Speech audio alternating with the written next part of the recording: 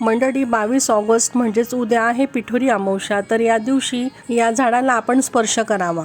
अमावस्या तिथी ही अत्यंत महत्त्वाची मानली जाते। शनी देवांचा प्रकोप शांत करण्यासाठी आणि शनी देवांसंबंधी दानधर्म करण्यासाठी अमावस्या हा दिवस अतिशय उत्तम मानला जातो। या दिवशी विशेषतः शनी देवांसंबंधी दान करणे अतिशय शुभ मानलं जातं। ज्या लोकांवर साडेसातीची किंवा अडीचकीचा म्हणजेच ढय्याचा प्रभाव आहे त्यांनी तर्पण, पिंडदान आणि पिंपळाच्या झाडाची पूजा करावी। यामुळे शनी दोषांचा प्रभाव कमी होतो आणि जीवनात शांती, समृद्धी वृद्धिकत होत असते। तसेच शनी देवाला मोहरीचे तेल अर्पण करावे आणि काळे तीळही अर्पण करावे। त्यासोबतच ओम शनी शनिश्चराय नमः या मंत्राचा 108 वेळा जप करावा।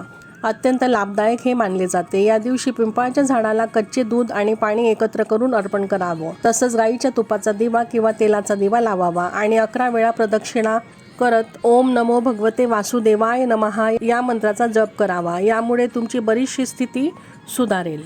श्री स्वामी समर्थ।